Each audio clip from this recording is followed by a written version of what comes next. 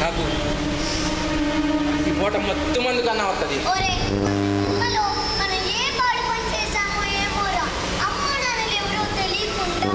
అడుక్కుంటూ చిత్తు కాంతలు ఏరుకుంటూ అందరితో చేయి కొట్టించుకుంటూ ఇట్లాంటి మొదలిష్ట బ్రతుకు బ్రతుకుతున్నారు. ఈ బాబుని ఆసుపత్రిలో చేర్పిస్తే మనకి పుణ్యం వస్తుందిరా. ఈ పుణ్యానికి వచ్చే జన్మలో అన్నా ఆ దేవుడు మనకి అమ్మా నాన్నలు ఇస్తాడేమోరా. ఈ ఒక్కసారికి నా మాట వినండిరా. నీకు దండం పెడతారా, దండం పెడతారా.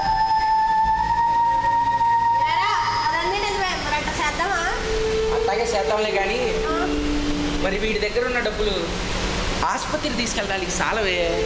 మన దగ్గర అడుక్కున్న డబ్బులు ఉన్నాయి కదరా, ఆ డబ్బులతో ఈ బాబుని ఆసుపత్రికి తీసుకెళ్తాను రా. సరే పట్టండి.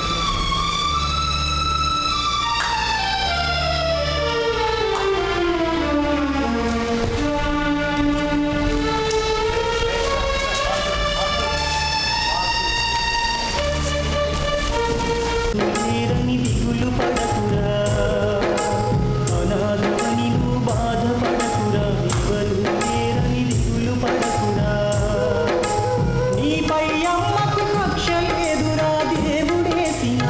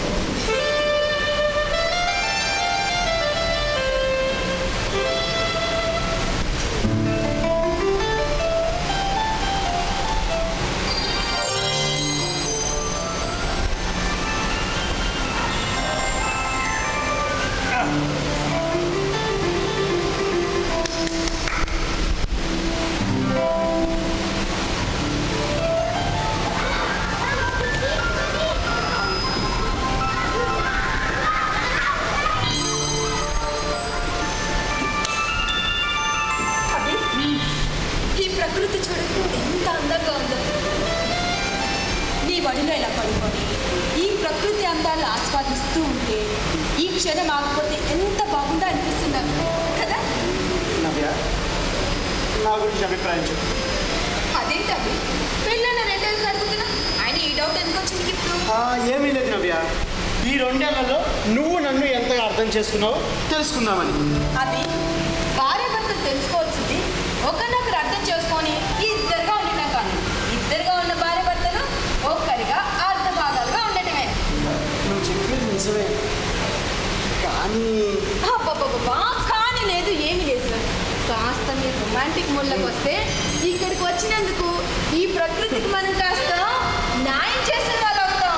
అబ్బో, నీలో శృంగార సాహిత్యం సమపాలంలో ఉన్నాయే. నాలో ఉంది శృంగారం కాదు, సాహిత్యం కాదు, సెంటిమెంట్ అంతకన్నా కాదండి. మీ అనురాగం, మీ ఆప్యాయత, మీ మంచితనమేనండి. ఇన్ని గుణాలను ముట్టేపించిన మీ ప్రతిరూపాన్ని నా కడుపులో పదిలంగా 9 ఏళ్ళు దాచుకొని ఒక బిడ్డగా కానికివ్వాలన్నదే నా కోరిక. నువ్వు అలా మనసు విప్పి మాట్లాడుతుంటే నాలో ఇది తీయట అనుకుంది. నాకు నీ మీద ఉన్న ప్రేమను రెట్టింపు చేస్తుంది. కానీ నీ ఆశ తీరదు నవ్య. ఏం మాట్లాడుతున్నావు అభి? నా ఎందుకు తీరదు? నీకు తెలీదా నవ్య, మనం పెళ్లి చూపులు ఏం మాట్లాడుకొని పెళ్లి చేసుకున్నామా? అంటే అంటే నువ్వు ఇంకా ఆ మాట కట్టుబడి ఉన్నావా అభి? నాకు తెలుసు, మనం తీసుకున్న నిర్ణయం జీవితాంతం నీకు బాధను మిగులుస్తుంది. ఆ బాధను ఆనందంగా భరించగల ధైర్యం ఉంటేనే ఆ నిర్ణయాన్ని తీసుకోవాలి నవ్య. నువ్వు అంటున్నది కరెక్టే, అది నేను కాదనట్లేదు కదా. నవ్య, నీకుంటే అభిప్రాయం, నీ అభిప్రాయం నీ ఇష్టాన్ని కాదని బలవంతం పెట్టండి నవ్య. అభి, ఈ ప్రకృతి, ఆ చిన్నపిల్లల ఆటలు, కేరింతలు, ఆ ముద్దు ముద్దు మాటలు, నాలో ఉన్న అమ్మదానాన్ని ఒక్కసారిగా నిద్రలేపి నన్ను అలా మాట్లాడేలా చేసింది. అంతేగాని మీ ఆదర్శాలు నేను కాచేంత బలిగాలని కాదది. నాకు తెలిసినవే నీ మంచిదనం, కానీ స్వార్థం మనిషిలోని మంచిదనం దూరం చేస్తుంది. ఆ స్వార్థం నీ దరికి రాకుండా ఉండాలి అంటే నువ్వు ఇచ్చిన మాట మీద నిలబడాలి నవ్య. ఈ ప్రపంచంలో నాకు మీ తప్ప ఇంకెవరు వద్దు. నేను మీతో అన్నవి కాకపోతే అత్తయ్య గారికి మామయ్య గారికి ఒక మాట చెప్తే బాగుంటుందని నా ఉద్దేశం. వద్దు నవ్య, ఒక మంచి జరగాలి అంటే కొన్ని నిజాలు దాచక తప్పదు నవ్య.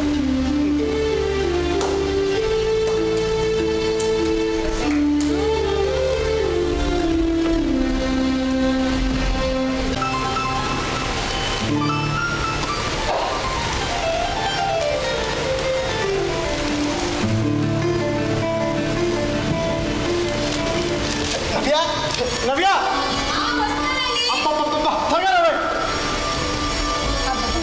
అంతా తొందర ఏం కాదు. చూడు ఇటు ఏముంది ఇందులో? మనకి గుడ్ న్యూస్ నవ్య. నవ్య, నేను వెళ్ళి ఒకసారి ఆ బాబు చూసేస్తాను నవ్య. అభి, నేను ఎదురు చెప్తున్నాను అనుకోవద్దు. నీ ఆశయం మంచిదే, కాకపోతే అత్తయ్య గారు మామయ్య గారి గురించి ఒకసారి ఆలోచించా. నవ్య, అమ్మ నాన్న గురించి తర్వాత నవ్య, ఈ విషయంలో నాకు నీ సంపూర్ణ మద్దతు అవసరం. అభి, నువ్వు ఏ రోజైతే కట్నం లేకుండా నా మెల్లో 3 ముళ్ళు వేసావో అప్పటి నుండి నేను నా సర్వసం మొత్తం నువ్వే అభి. థ్యాంక్ యూ నవ్య. సర్వం సర్వస్వం అంటున్నారు. అదే అదే లేదు నాన్నగారు.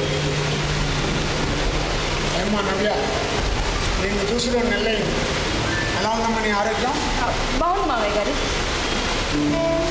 అన్నట్టు మా చెల్లెలు బావగారు ఎలా ఉన్నారమ్మా? బాగున్నారు మామయ్య గారు. నవ్య, కొంచెం కాఫీ పట్టాలి. అలాగే మామయ్య గారు.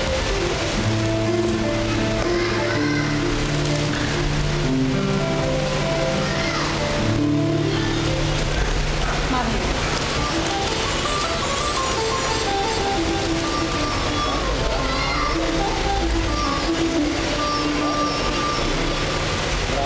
చూడమ్మా నవ్య, మా తమ్ముడు రామశాస్త్రి కొడుకు గణపతి శాస్త్రి ఉన్నాడు కదా, మొన్న ఈ మధ్య పెళ్లి కూడా అయింది.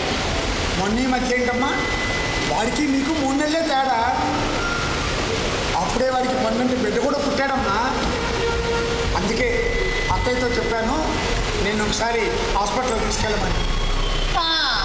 ఎన్నిసార్లు అడిగినా ఏమీ లేదత్తయ్య, అంతా బాగానే ఉందంటూ హాస్పిటల్కి రాకుండా తప్పించుకుంటోందండి. అయ్యో నా మతమండ మా మత్తి అదేనండి, రామశాస్త్రి ఫోన్ చేసి మీ మనవడు జాతకం చూసి మంచి పేరు పెట్టమన్నాడు.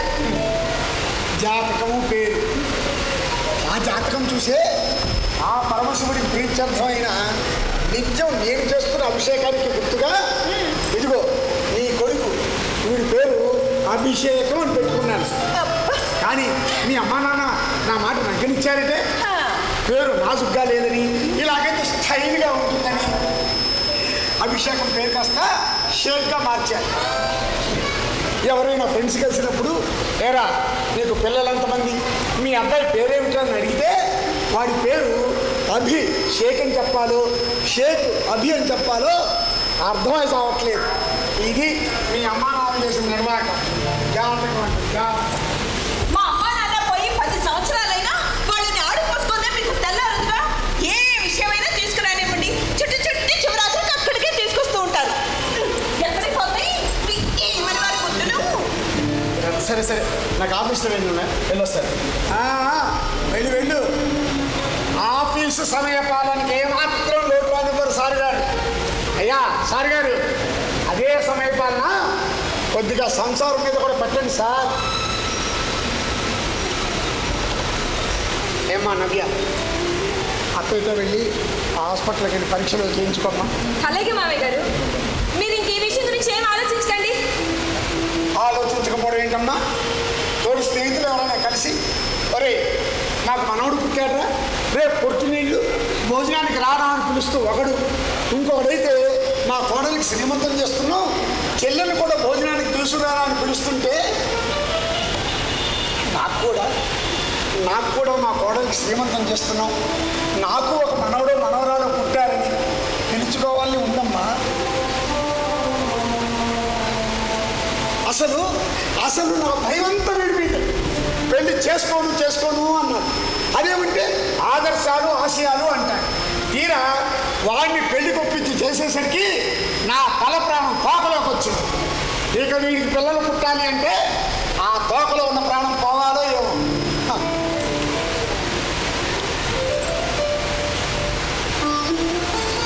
ఏమన్నాడు,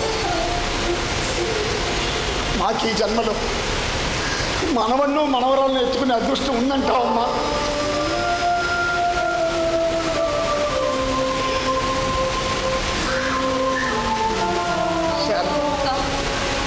స్నానానికి వెళ్ళి వస్తాను, పూజకి శుభ్రం చేసి ఉంచాను. అమ్మా ఏంటమ్మా నాన్నగారు మాట్లాడేది? ఇంకోటి ఎందుకు పోలీసు అసలు? అది కాదు, పెళ్ళై 2 సంవత్సరాలైనా మీకు ఇంకా పిల్లలు కలగలేదని ఆయన బాధపడుతున్నారు. మరోలా అనుకుంటానమ్మా. ఏరా అర్థమైందా? సరే సరే, నువ్వు రెడీ అవ్వు, మనం హాస్పిటల్కి వెళ్దాం, సరేనా?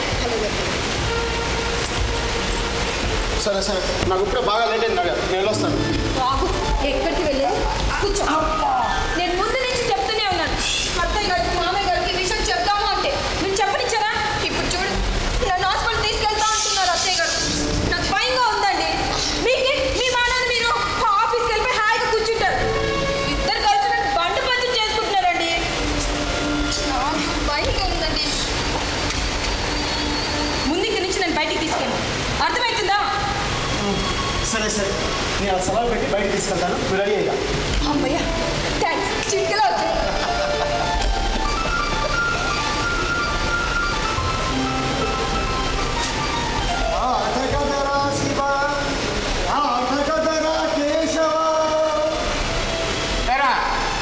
నువ్వు ఇంకా ఆఫీస్కి వెళ్ళలేదా? మీరే చెప్పారు కదా అన్న సంసారం మీద ధ్యాస పట్టరా అని. అవునాను గారు, మీరు చెప్పారని సెలవు పెట్టి మరి బయట తీసుకెళ్ళిపోతాను. అవునాను గారు.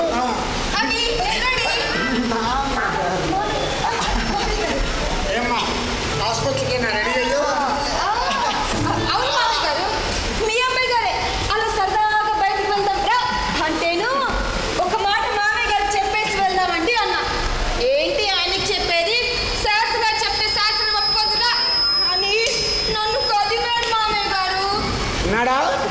ఉంటాడమ్మా. ఈ మధ్య వాడికి నోరు ఎక్కువైంది. చూసావటే శారదా, వస్తున్నా. అమ్మాయిని ఆసుపత్రికి తీసుకెళ్ళరా అంటే చాలు బయటికి తీసుకెళ్ళడం. ఇది వీడి కంతు. నాకెందుకో వీడి మీద అనుమానంగా ఉంది. చూస్తున్నానండి, వింటున్నాను కూడా.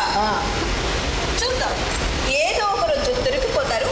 అప్పుడు ఏం చేస్తారో చూద్దాం. అబ్బా అదేం లేదు అమ్మా, ఉంటాను. అమ్మ బాయ్.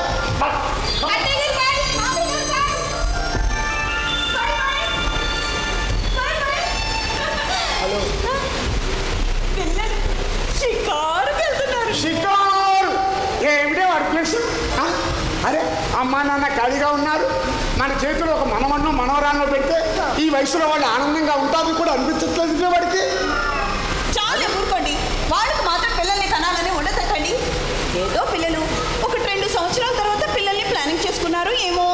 మనం కూడా ఆర్టే హాస్పిటల్లో డాక్టర్ని సతాయించకూడదండి. మనమే మరో ఏడాది ఆగుతాం. ఏమంటారు? ఏమిటి ఆగేది? నా దూకుడు కూడా రాలేదు వాడికి. ఇక మీ దూకుడు గురించే చెప్పుకోవాలి. మీకు ఆ దూకుడు ఎక్కువయ్యి చింతకులు నోటితో చెప్పిస్తారు. ఏమిటి నీ ఉద్దేశం? ఏమీ లేదు మహాప్రభు. తమరి దూకుడుకు పందాలి అంటే తమరి జాతకానికి దినసరి పంచాంగంలో వజ్రోత్తర ముహూర్తం ఉండకూడదు. తిథులు నక్షత్రాలు అనుకూలించాలి. ఇక పండగలకి పబ్బాలకి పస్తులు. ఇవి కాక సూర్యగ్రహణాలు, చంద్రగ్రహణాలు, లేకుంటే ఏ అమావాస్య పౌర్ణము, అవి కాకపోతే మాసికాలు, ఆర్థికాలు అన్నీ అనుకూలించిన రోజు ఏ మాసికాలు. 365 రోజుల్లో ఈ జీవితానికి ఏ 6 రోజులు, ఏ 4 రోజులు, ఈ 3 రోజులు ఈ జీవితానికి ఆ అమృత ఘడియలు. మొదటి సంతానం కడుపున పడ్డా నాటి నుండి ఈ సాకులన్నీ నెట్టుకొస్తూ రెండో సంతానం కడుపున పండి కూడా చేశారు. అసలు అసలు అసలు మీ భాగవతుల వారి నోట్లో నోరు పెట్టని చూడు. నాది బుద్ధి తక్కువ. ఎన్నాళ్ళకి మీ ఒప్పుకున్నారండి మన గారు? నిన్ను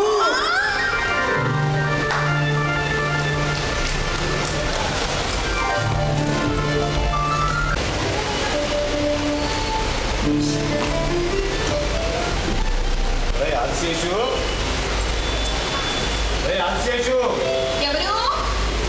చెల్లెమ్మా, వచ్చి ఎవరు? అన్నయ్య గారు, మీరా? ఎంత కాలానికి వచ్చారు? బాగున్నారా? బాగున్నానమ్మా. సంస్థలతో తిరిగి లేక రాలేదమ్మా. వీడేడి ఇంట్లో లేడా? లోపల పూజ గదిలో ఉన్నారు. గాయత్రి శతకం రాస్తున్నారు. పిలుస్తాను ఉండండి. ఏమండి? ఏమండోయ్? ఏమిటే శారదా? చౌదరి అన్నయ్య గారు వచ్చారు. త్వరగా రండి. వస్తున్నా, ఒక్క నిమిషం. వాడిని కూర్చోమని చెప్పు. అయ్యో నా మతిమండ, ఇంటికి వచ్చిన మనిషిని కూర్చోమనే చెప్పలేదు. ఛీ! కూర్చోండి అన్నయ్య గారు. కాఫీ పెట్టుకురమ్మంటారా, టీ పెట్టుకురమ్మంటారా? ఏం వద్దమ్మా, చల్లటి మంచి ఇళ్ళమ్మా చాలు.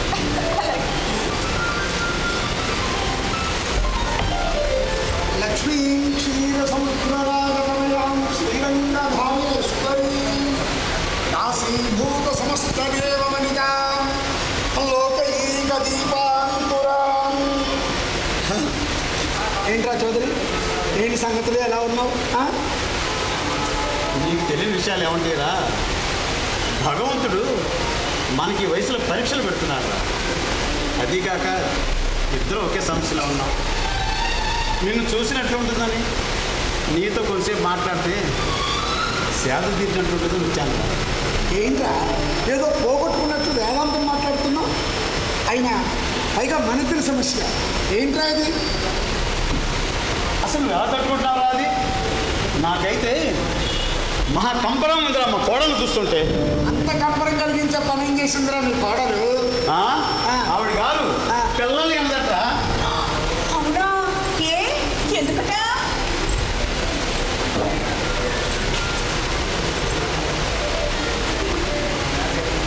పిల్లల కంటే ఆవిడ గారు అందం తరిగిపోతాడమ్మా. ఇది ఎక్కడ పెట్టారమో. ఇదేం పోయే కాలంరా? మీ వారికి చెప్పినట్టు తగిలించలేకపోయావు. ఏంట్రా తగిలించేది? వాళ్ళ మొగుళ్ళ చేత మనల్ని తగిలించుకుంటుంటే చాలు. నీకు ఈ వయసులో ఆ మర్యాద ఒకటే తగ్గిందిరా. అది నిజమేలే. మరి మా చెల్లెమ్మ ఉంటుందిరా. నీకు తెలుసు కదా, కొత్త అయోమయం. కొడుకు మీద మాట పడడం మీద, కోడల మీద ఏ కావాలి నీకు? ఏమి మన కోడలు పిల్లల్ని కన్ను అంటుంది, కొంచెం నువ్వేనా చెప్పవే అంటే అంతా వాళ్ళకి తెలుసులేండని కొడుకు కోడని వెనకేసుకొస్తుంది. వీళ్ళ ముగ్గురు ఒకటై నాకు ఇంట్లో మనశ్శాంతి లేకుండా చేస్తున్నారు. ఏదైనా మేము కల్పించుకుందామంటే అది నీ ఇంటి సమస్యరా, ఉన్న పెద్దరికి అది పోతుందేమోరా. అవునన్నయ్య గారు, మీరో వదిన గారు వాళ్ళ అమ్మా నాన్న ఎవరో ఒకరు కాస్త గట్టిగా చెప్తే అర్థం చేసుకుంటారు. ఎవరు చెప్పినా వినరమ్మా. వాళ్ళకి అమ్మతనంలో ఉన్న విలువ కన్నా గొడ్రాలు ఉంటే గొప్ప అనుకుంటున్నారమ్మా. నిజమే అన్నయ్య. బ్రహ్మం గారు కాలజ్ఞానంలో చెప్పినట్టు రాబోయే కాలం అంతా గొడ్రాళ్ళదే అన్నారు. సరిగ్గా అదే నిజం చేస్తున్నారు ఈ కాలపు ఆడపిల్లలు. మన కోడళ్ళు కూడా ఈ కాలపు ఆడపిల్లలేగా. అరే, బిడ్డను 9 మాసాలు పోసేటప్పుడు కనేయాను. ఆ బిడ్డను కనేటప్పుడు పడే ప్రసవ వేదన, కనిన బిడ్డను తొలిసారి చూసుకున్నప్పుడు ఉండే ఆనందం, ముద్దులొలికే ఆ బిడ్డకు ఏ కష్టం రాకుండా చూసుకోవడంలో ఉన్న ఆనందం, వాడు ఒక్కొక్క సంవత్సరం పెరుగుతూ ఉంటే లోపల కలిగే ఆ సంతోషం, తరిగిపోతున్న మన వయసును కూడా మర్చిపోయేలా చేస్తుంది. ఇంత ఆనందం ఎందులో దొరుకుతుంది అన్నయ్య గారు చెప్పండి. ఒక ఆడదానికి ఇంతకంటే ఏం కావాలి? అబ్బా, మాతృత్వం గురించి ఎంత గొప్పగా చెప్పావమ్మా. మా కొడలు సరేనమ్మా, మీ కొడలకి ఏమైంది? నవ్య కూడా పిల్లల్ని కన్ను అందేమిటి? అనాథను పెంచుకోవాల్సిన కర్మేం పట్టిందమ్మా వీళ్ళకి. ఏవో ఆదర్శాలు అంటున్నారంట. అసలు వీళ్ళని కాదు రానాల్సింది, మన వెధవలు అనాలి. పిల్లలు కానివ్వండి, వెధవ పనులు ఏంట్రా? ఏమిటన్నయ్య గారు, ఏమిటి మీరు మాట్లాడుతున్నది? ఏంట్రా చదువు అనేది? నవ్య పిల్లల్ని కన్ను ఉందా? మీరు మాట్లాడుతున్నది మా కోడల గురించేనా? ఏంటమ్మా ఏంట్రా అది? మీకు తెలీదా? ఏంటన్నయ్య గారు, త్వరగా చెప్పండి. నాకు తెలీదురా, టైం అయింది, వస్తారా? ఆగరా, ఏం జరిగిందో చెప్పరా, నాకు టెన్షన్గా ఉందిరా. అరే, ఏం జరిగిందో చెప్పరా, చెప్పరా. ఏంటా ఏమైంది? అమ్మ చెల్లెమ్మ మంచిగా ఏంటి?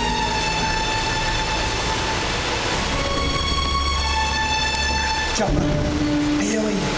మా చెల్లెమ్మ ఈ మధ్య అభి కోడలు ఏమన్నా హాస్పిటల్కి వెళ్ళారా? హాస్పిటల్కి వెళ్ళారన్నయ్య గారు. వెళ్ళారా? అదేనండి, మీకు గుర్తుందా? అదేదో 24 గంటలు కడుపు నొప్పి నవ్యకి అర్జెంటుగా ఆపరేషన్ చేయించాను, విశ్రాంతి కోసం వాళ్ళ పుట్టింట్లో వదిలి వచ్చాను అని చెప్పాడు. గుర్తుందండి? ఆ తర్వాత కోడల పిల్ల ఎలా ఉందరా, మేము వెళ్ళి చూసొస్తామని ఎన్నిసార్లు అడిగినా ఇదిగో ఇవాళ వచ్చేస్తుంది, రేపు వచ్చేస్తుంది అంటూ 2 నెలలుగా కోడల పిల్లని వాడు అసలు ఇంటికే తీసుకురాలేదన్నయ్య. ఇంటి 2 నెలల దాకా కోడల్ని ఇంటికి తీసుకురాలేదా? అవును. ఒరే అది అభి కోడలు ఇద్దరు మిమ్మల్ని మోసం చేశారా? మోసం చేశారా? మమ్మల్ని మోసం చేయడం ఏంట్రా? ఏమిటన్నయ్య గారు? ఏం జరిగిందిరా? చెప్పండి అన్నయ్య గారు. చెప్పరా. చెప్తాను రా, ఇప్పుడు కూడా నిజం చెప్పకపోతే నీకు మిత్రద్రోహం చేసిన వాడిని అవుతాను. అసలు ఏం జరిగిందంటే, పిల్లలు కన్ను అన్న మా కోడలికి కౌన్సిలింగ్ ఇప్పిద్దామని డాక్టర్ శ్రీవల్లి వారి వద్దకు తీసుకెళ్ళాను రా. మా మాట విన్న కోడలు డాక్టర్ గారు, ఈ అందం కోసం మీ కోడలు పిల్లలు కన్ను అంటుంది, ఆదర్శం అంటూ మీ అబ్బాయి అనాథలు పెంచుకుంటా అంట. అందుకే నీ కోడలికి గర్భసంచి తీర్చేశాడని చెప్పారు.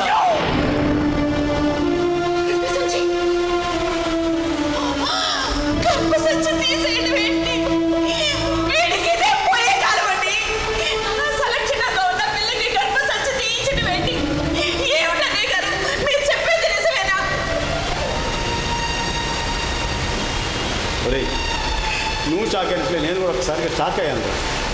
కానీ ఏం తెలియదు, డాక్టర్ని కాల్ చేశాను. ఏమిటి డాక్టర్, ఈ రోజుల్లో ఇంకా ఈ ఆదర్శ భావాలు ఏమిటి? అయినా ఇంత త్యాగమా? మీరు పొరపడుతున్నారు డాక్టర్. ఈ రోజుల్లో విషయం లేని మగవాళ్ళందరూ ఆదర్శమైన సాగును అడ్డు పెట్టుకున్నారు డాక్టర్ అని చెప్పాను రా.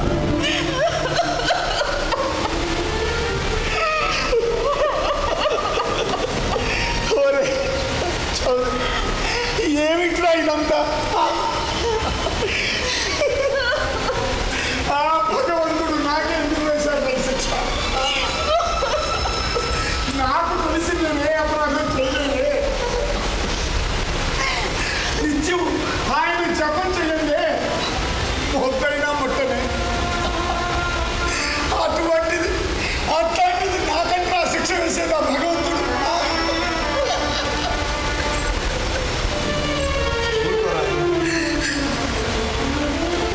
ఇది మన కర్మరా. సంతోషంగా ఉండాల్సిన వయసులో మనకి మానసిక వేదన. ఏ కష్టమో నష్టమో అయితే 1 సంవత్సరం 2 సంవత్సరాలు ఈ బాధ నుండి బయటపడేవాళ్ళం. ఇది అలా కాదురా. బ్రతికిన నాళ్ళు మానసికంగా కృంగిపోవాలరా. రే, మన జీవితాలు మనం చక్కగానే చక్కదిద్దుకున్నావురా. ఇదిగో ఈ బదులకి పెళ్ళిళ్ళు చేశాకే ఈ కష్టాలు కంటిళ్ళు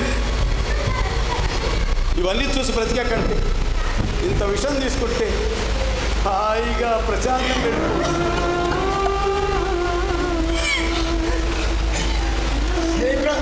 ఏంట్రా చౌదరి నువ్వు మాట్లాడేది? వాళ్ళ గురించి మనం చావడం ఏమిట్రా?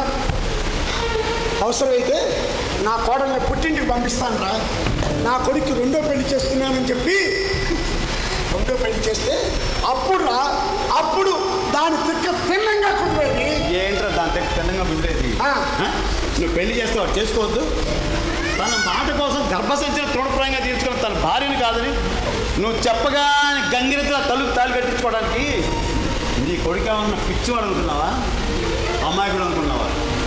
ఒరే, అవసరమైతే హచ్చిడాగులాగా తోపుకుంటూ వాడి పెళ్ళ వెనకాల వెళ్తాడు రా అత్తగారికి. వేధవా, తప్పంతా మన వేధంలో పెట్టుకొని కోడలంటే ప్రయోజనం ఏముందా? అయ్యింది ఏదో అయిపోయింది. నేను సర్దుకున్నట్లే నువ్వు సర్దుకో. గొడవ చేసి బజార్కి ఎక్కకు. అభ్యని నవ్యాన్ని ఏమనుకో. వాడు అసలే సెన్సిటివ్. వాడేమన్నా చేసుకుంటే మనకి గర్భశోభం. రే, పున్నామ నరకం నుంచి తప్పించేవాడే పుత్రుడు. ఆ పుత్రుడే లేకపోతే మనకి ఈ వయసులో ఇవన్నీ అవసరం అంటావా? సరే, వస్తా చెల్లి, వస్తారా? అరే చౌదరి,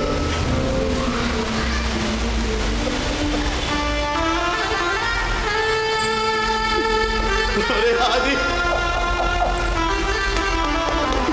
నీ ఆరోగ్యం జాగ్రత్త. కష్టాలైన సుఖాలైన నాకు నువ్వు నీకు లేదు.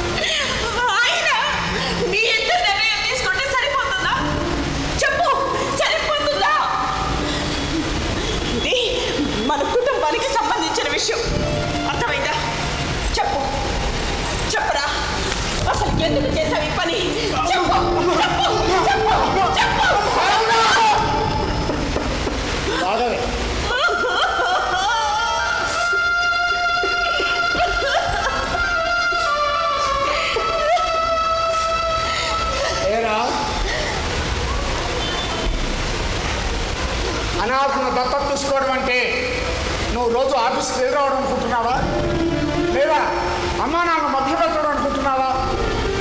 రే, ఒక అనాథను దత్తత తీసుకొని పెంచి పెద్ద చేసి రేపు వాళ్ళకి పెళ్లి చేయాలి అంటే అప్పుడు తెలుస్తుందిరా ఆ రోజు నేనెంత పెద్ద తప్పు చేశానా అని. తల్లి తండ్రి కులము గోత్రము అన్నీ చూస్తారా. మనలో మరీ ఉంటుందిరా ఈ పట్టింపు. భారతంలో కర్ణుడిని ఏ కులమని దుర్యోధనుడు అంగరాజ్యం ఇచ్చి కర్ణుడిని రాజు చేశాను నాన్న.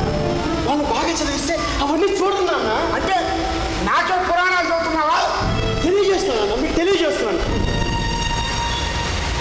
ఒక్క మాట అడుగుతాను, సూటిగా సమాధానం చెప్పు. కాసేపు లా పక్కన పెడదాం. నువ్వు దత్తత తీసుకుంటావు సరే, ఆ దత్తత తీసుకున్న బాబుకి 15 సంవత్సరాలు వచ్చాయనుకుంటాం. అప్పుడు ఆ అనాథను వెతుక్కుంటూ వాళ్ళ అమ్మో నాన్న వస్తారు. అప్పుడు వాళ్ళు అయ్యా ఆ రోజు మేము చేసింది తప్పే, మా బిడ్డను మాకు ఇవ్వండి అంటారు. అప్పుడేం చేస్తావురా? చట్ట ప్రకారం దత్తత తీసుకున్నావు కనుక ఇవ్వవలసిన అవసరం లేదు అని అనగలవా? పోనీ ఆ బిడ్డను దూరం చేసి నువ్వు ఉండగలవా? లేదా ఆ బిడ్డను వాళ్ళకి ఇచ్చేసి నువ్వు జీవించగలవా? అప్పుడు ఏమవుతుందో నీ ఆదర్శం? ఇవన్నీ ఏమన్నా ఆలోచించావా? లేదా ఇంకో బిడ్డను తెచ్చి మళ్ళీ పెంచుకోగలవా? రే, చేతులారా నీ జీవితాన్ని నాశనం చేసుకున్నావు కదా. ఏ, నీకంటూ రక్తం పంచుకు పుట్టిన బిడ్డంటూ ఒకడు ఉంటే అసలు ఇన్ని సమస్యలు ఉండేవి కావునా. అయినా నీకు ఆ అనాథుల మీద అంత ప్రేమే ఉంటే నన్ను అడిగితే సలహా ఇచ్చేవాడిని కదరా. ఏ అనాథాశ్రమమో లేదో ఏ బేబీ కేర్ సెంటర్ పెట్టుకోమని. భవిష్యత్తులో ఏదో జరుగుతుందని ఈ రోజు నుంచి భయపడుతుండలేం కదా నాన్న. ఆ దేవుడు నాకు అనాథాశ్రమాలు నడిపే ఆర్థిక శక్తి లేదు నాన్న. ఇంకా బేబీ కేర్ సెంటర్ పెట్టుకోవడానికి మేము వాళ్ళ పార్ట్ టైం తల్లిదండ్రులు కాదు కదా నాన్న. ఇదేనన్నా మీరు ఇచ్చే సలహా?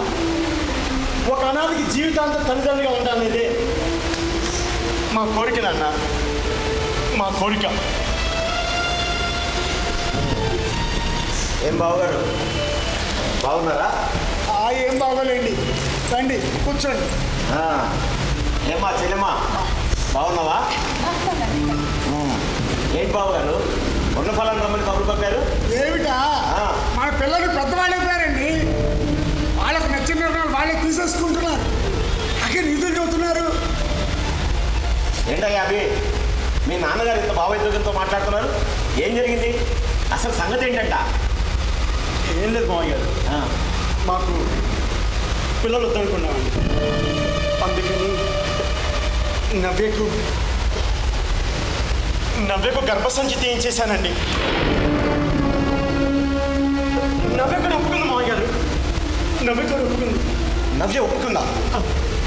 నా కూతురు నవ్య గర్భసంచి తీర్చుకోవడానికి ఒప్పుకుందా? నిజమే చెప్తున్నా? చెప్పు.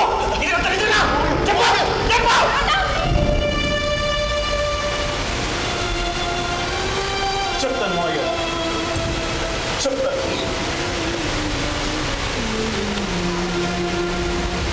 నాన్నగారు, మీకు గుర్తుందా, నేను 10వ తరగతి చదువుతున్న రోజుల్లో ఒకరోజు సైకిల్ మీద ఎగ్జిబిషన్కి వెళ్ళాను. ఆ రోజు అక్కడ ఒక్కడే సైకిల్ మీద వస్తుండగా ఆ రోజు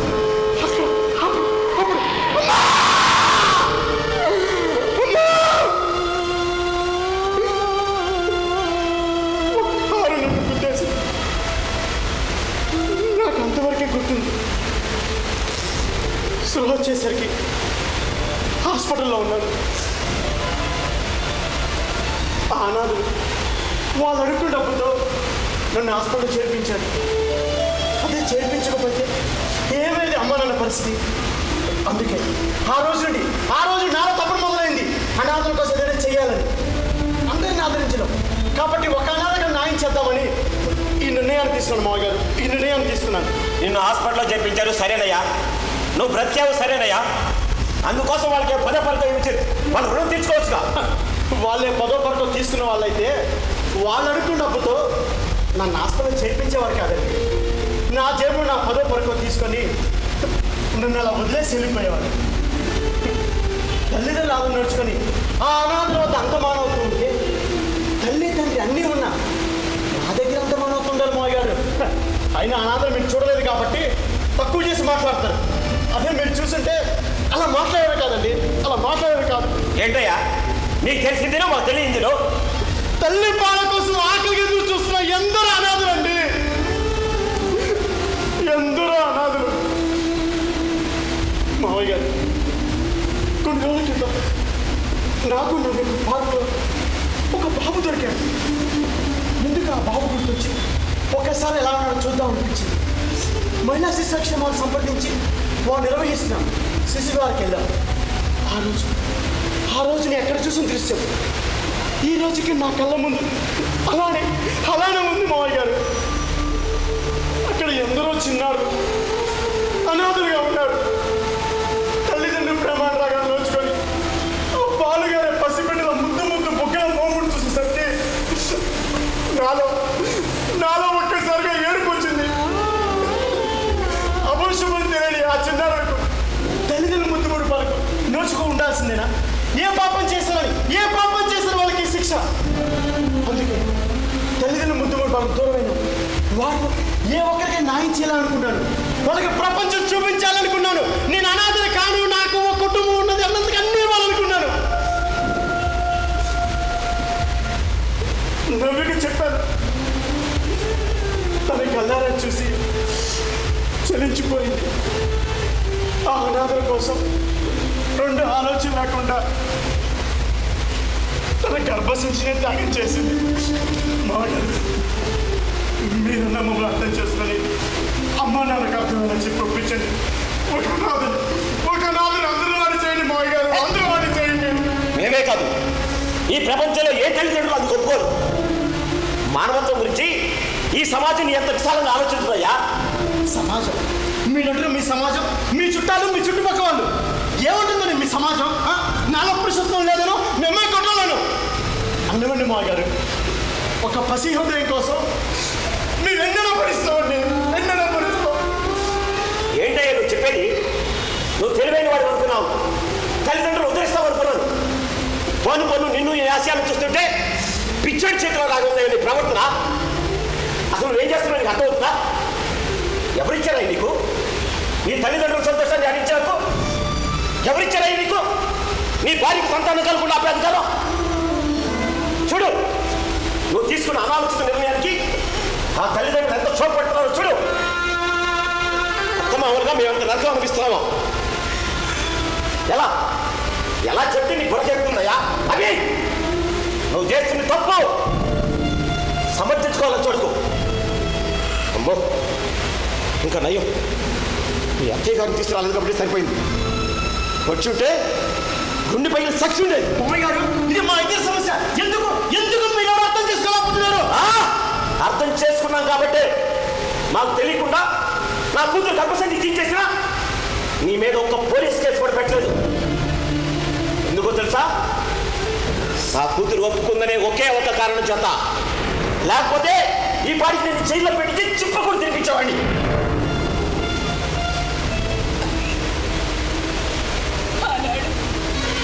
నువ్వు కట్నం తీసుకోకుండా పెళ్లి చేసుకుంటాను అంటే స్త్రీ జాతికి నువ్వు ఇస్తున్న గౌరవానికి ఎంతో మురిసిపోయానురా. కానీ అప్పుడు ఆదర్శానికి ఆనందపడాను, ఇప్పుడు ఈ ఆదర్శానికి ఏడవాలో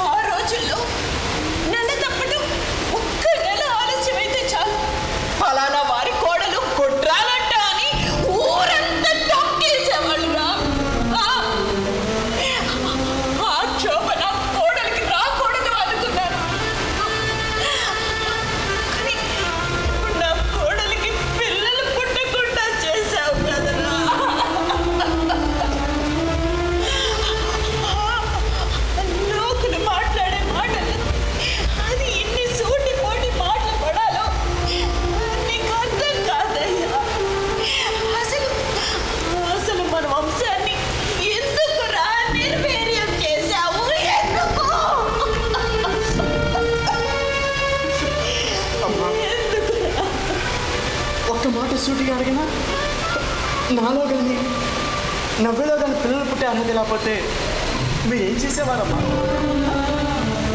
నవ్వేలో లోపం ఉంటే నాకు వేరే పెళ్లి చేసేవారు. అదే నాలో లోపం ఉంటే ఒక అనాథ దత్త తీసుకొని పెంచేవారు కదా. నిజం చెప్పండి.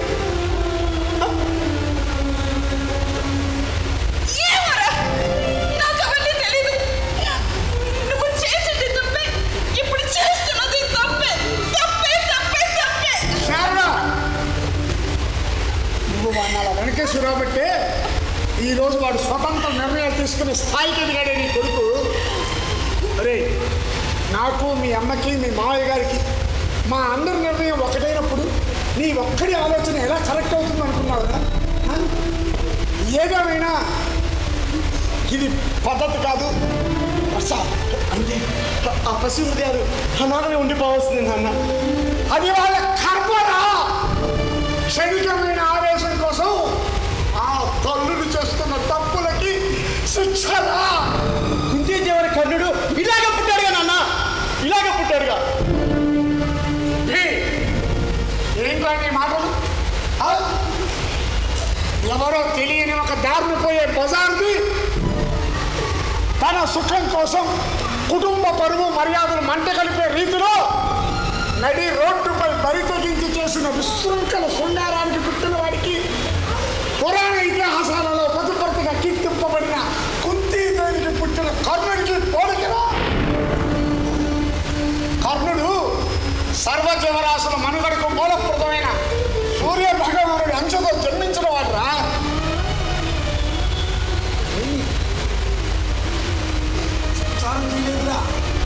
ఇంటి కొలగా కాదురా.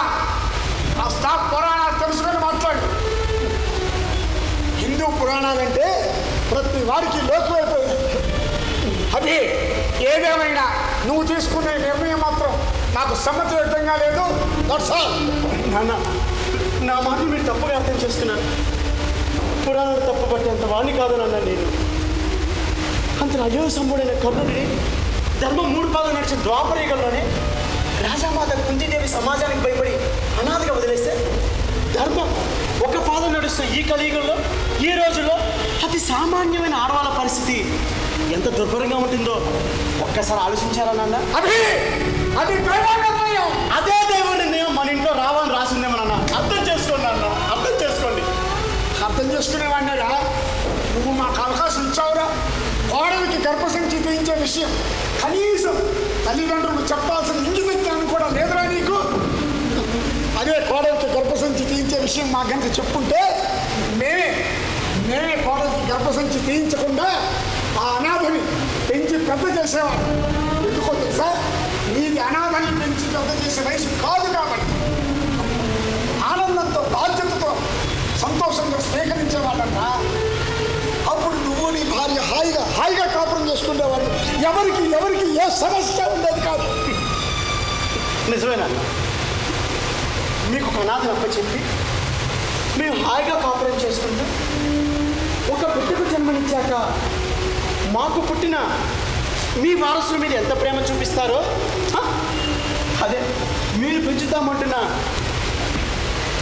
ఆ అనాథ మీద కూడా అంతే ప్రేమను మీరు చూపిస్తారన్నా? మీ ఆత్మసాక్షి చెప్పండి. అది నీది వితండవాదం రా. ఆఖరిసారిగా చెబుతున్నాను. నీకు మేము కావాలో ఆ అనాథలు కావాలో తెలుసుకో. అభి, నేను చెప్తున్నాను, మీ నాన్నగారు చెప్పినట్టు విను. లేదంటే మమ్మల్ని మా కూతుర్ని మర్చిపో. నా కూతురు నా ఇంటికి తీసుకెళ్ళిపోతాను. చేయవదలండి. వదలండి. ఏం మాట్లాడుతున్నాను నాన్న?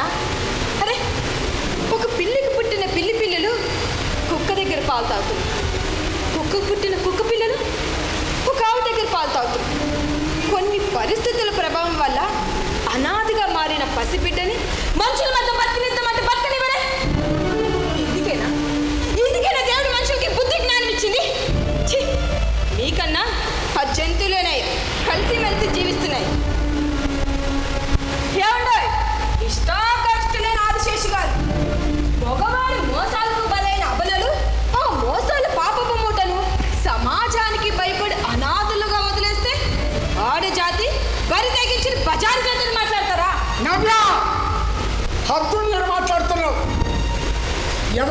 మాట్లాడుతున్నావో కొంచెం తెలుసుకొని మాట్లాడు. అమ్మమ్మమ్మమ్మ, నేనంతా తెలిసే మాట్లాడుతున్నా మామయ్య గారు. నేనేం మీ హోదాను తక్కువ చేసి మాట్లాడట్లేదండి. అవునులే, నిత్యం దైవనామ స్మరణతో ఆధ్యాత్మిక విలువలు చెప్పుకునే మీకు మానవత్వ విలువలు ఏం తెలుస్తాలేండి. రామాయణ భారత గ్రంథాలలో ఏది జరిగినా అంతా దైవ నిర్ణయంగా భావించు తమరు ఈ కలియుగంలో ఈ దైవ నిర్ణయం మాత్రం ది గ్రేట్ ఆదిశేషుల గారికి ఎందుకో రుచించడం లేదు కదా మామయ్య గారు. నవ్య, మామయ్య గారితో మాట్లాడే పద్ధతి ఇదేనా? అయ్యా సామమూర్తి గారు, ఒక మనిషి మానవతా దృక్పథాన్ని, తన పరువుని, తన భార్య గర్భశోకాన్ని లెక్క చేయకుండా, ఈ సమాజానికి భయపడకుండా ఒక పసిబిడ్డకు నేను కొత్త జీవితాన్ని ప్రసాదిస్తాను, నాకు మీ అందరూ దీవెనలివ్వనని తను వచ్చి మీ దగ్గర ఆశీస్సులు అడిగితే తన ఆశయాన్ని తూట్లు పరుస్తారా? తూట్లు పొచ్చిందే కాకుండా పిచ్చివాడి చేతిలో రాయేస్తారా? మరి నీ కూతురు కట్నం లేకుండా పెళ్లి చేసుకుంది, ఇదిగో ఏ పిచ్చుడే కదా, ఏ పిచ్చుడే కదా, ఇంత మంచివాడిని జైలు పెట్టి చుట్టుకొని తినిపిస్తారా? ఏమో పెద్దవాళ్ళతో మాట్లాడే తెలియదేనా? ఏమా అత్తమ్మ గారు, అమర్ వంశం నిర్వీర్యం అవ్వకూడదా? ఆ క్షోభ నీ కోడలికి రాకూడదా? ఇది కోడలి మీదున్న ప్రేమ లేక అమర్ వంశం నిర్వీర్యం అవుతుందని బాధ? అవునత్తయ్య గారు, ఇంతకి వంశం అంటే ఏంటి? అసలు ఎవరు మీరు? మామయ్య గారు, మీ అబ్బాయి గారు, అంతేగా? మరి నేనెవరిని? నేను కూడా ఎవరికో పుట్టిందానే కదా. అలాంటి నన్ను పెళ్ళి అనే తంతుతో కోడలను హోదా ఇచ్చి మీ కుటుంబంలో నన్ను ఇప్పుడు గౌరవించట్లేదా? అదేగా అదేగా మీ అబ్బాయి గారు మిమ్మల్ని అడుగుతుంది. నేను ఒక పసిబిడ్డకి కొత్త జీవితాన్ని ప్రసాదిస్తాను, మనవడను హోదా ఇచ్చి కుటుంబంలో ఒక సభ్యుడిగా చేయాలనుకున్నాడు. చూడండి అత్తయ్య గారు, కంటేనే తల్లి ప్రేమ కాదండి, పెంచినా కూడా తల్లి ప్రేమే. తల్లి ప్రేమలో అంత స్వచ్ఛమైన ప్రేమ ఉంటుందండి. నిజానికి చెప్పాలంటే అసలైన మానసిక వికలాంగులు మీరు. అసలే నా నదులు ఆ పిల్లలు కాదు, మీరే నిజమైన మానసిక అనాథులు. ఏమండి, మనం ఇక్కడి నుంచి వెళ్ళిపోదామండి. మనం ఇక్కడ ఉంటే వీళ్ళు మీ ఆశయాలు కూడా నాశనం చేస్తారండి. మనం వెళ్ళిపోదాం. ఆ పసిబిడ్డలకి న్యాయం జరగాలంటే మనం ఇక్కడి నుంచి వెళ్ళిపోదామండి. వెళ్ళిపోదండి. వెళ్ళండి నవ్య, నా మాటకి వినిపించిన రోజే నీలో గొప్ప త్యాగం ఉందని తెలుసుకున్నాను నవ్య. ఇన్ని ఆదర్శ భావాలు గల నిన్ను నా భార్యగా పొందడం నా అదృష్టం నవ్య, నా అదృష్టం. నాన్నగారు, ఒక చిన్న లాజిక్ మిస్ అయ్యారు.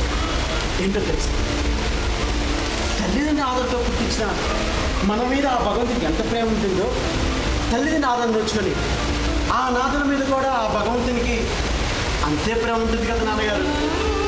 అదే మీ భాషలో చెప్పాలంటే ఆ భగవంతుడికి అందరూ సమానమే కదా నాన్నగారు. మరి ఇంత చిన్న లాజిక్ ఎలా మిస్ అయ్యారో నాకు అర్థం కావట్లేదు నాన్నగారు. నేను వెళ్ళొస్తాను.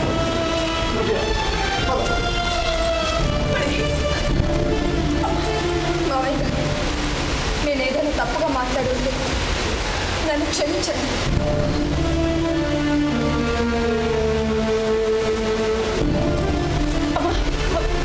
ఏమిటి వాడు వెళ్ళిపోతానంటున్నాడండి, వాడు వెళ్ళిపోతానంటున్నాడు.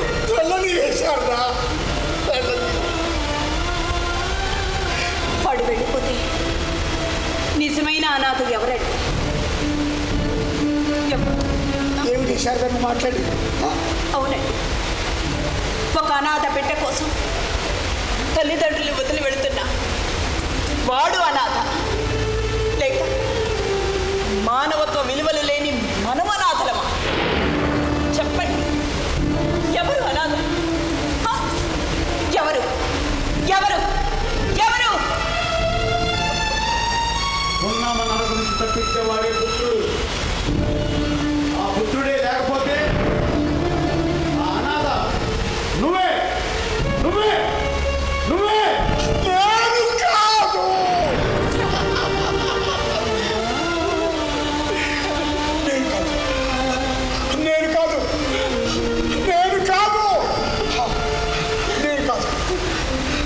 కాదు శారదా, కాదు.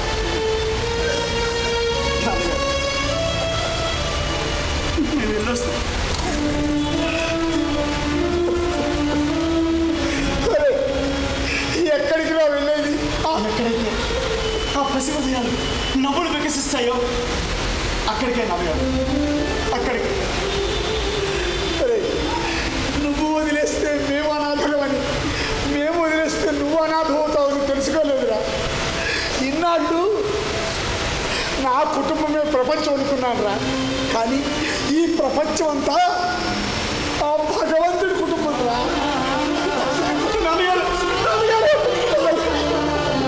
బావగారు పెద్దలుగా వాళ్ళ ఆశయాలను ఆశీర్వదిద్దాం. కాలం మారుతుంది, పాటు మనం మారాలని తెలియజెప్పారు మన పిల్లలు.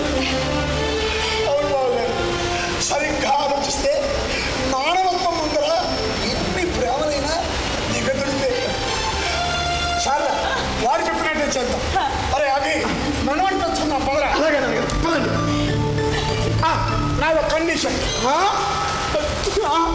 కండిషన్ బండి ఏమిటండి? నా మనవడికి నేనే స్వయంగా పేరు పెట్టుకున్నాను. నేను ఒప్పుకోను. మీరు పేరు పెడితే జాతకాలు అవి ఇవి చూసి ఏ క్షేత్రమో పుణ్యమో తీర్థమో అని పేరు పెడతాను. నా మనవడి విషయంలోనైనా మా భాగవతుల వంశం వారి మీద మాట పడకూడదంతే.